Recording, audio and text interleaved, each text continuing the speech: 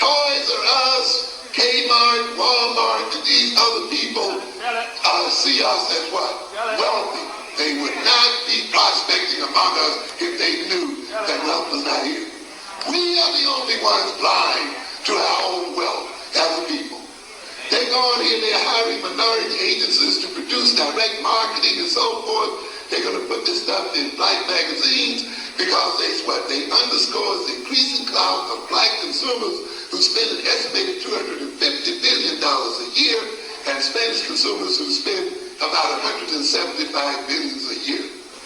These minorities make up a growing proportion of the overall population as retailers anticipate by singling out minority markets for special attention. You got money. You got power. And we'll talk about that in a second. Dollar General. What recession? The recession is not going hard time to all retailers. You see, people talk about the retailers who were suffering during Christmas. Not all retailers suffered during Christmas. The Dollar General Corporation, which sells inexpensive necessities like toothpaste, bleach, paper towels to low-income consumers, is growing at a pace that is the envy of merchants with more affluent customers. Understand? Last week it reported the best Christmas selling season in the history of the company. Where are they getting that money from? Let's read it quickly.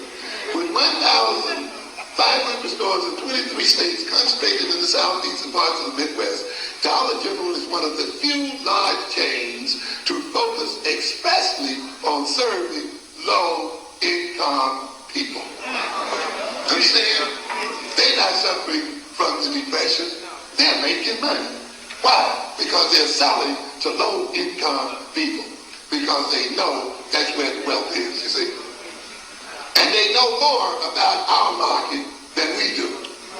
Because we don't study our market. We don't understand our market. We don't research our market.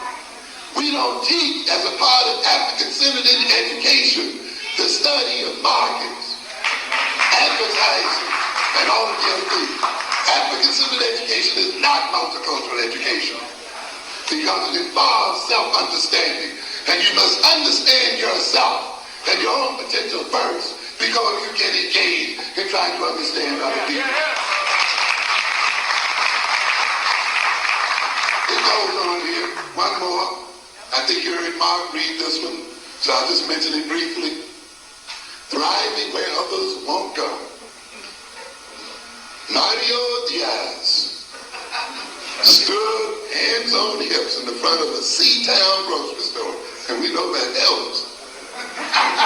He looked as if he owned the place, which he does. How many Dominicans do you know in the supermarket business? He asked his friend Teodoro Cortez. And he goes on here, we're just going to skip a little bit.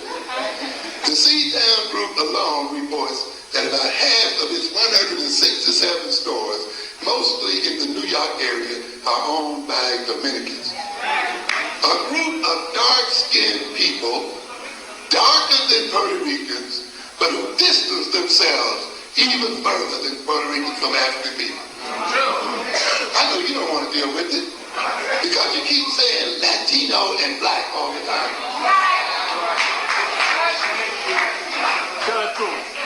You're going to learn one day, and I'm going to tell you right here, and it's unpleasant. But one day, the major group you will be struggling against will be Latinos.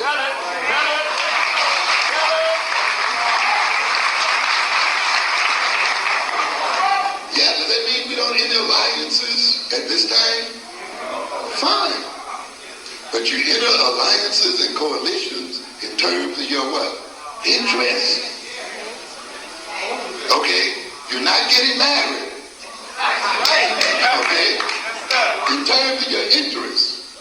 Because you have something they need, and they have something we need, and we mutually move on together, knowing though at some point we also may be enemies. Oh yes, you don't want to deal with it. But you got to learn reality. And African-centered education is an education in what is real. We talked about today how the United States could fight the Japanese and fight the Germans. And then another day become allies. But that's the way the world is built, ladies and gentlemen.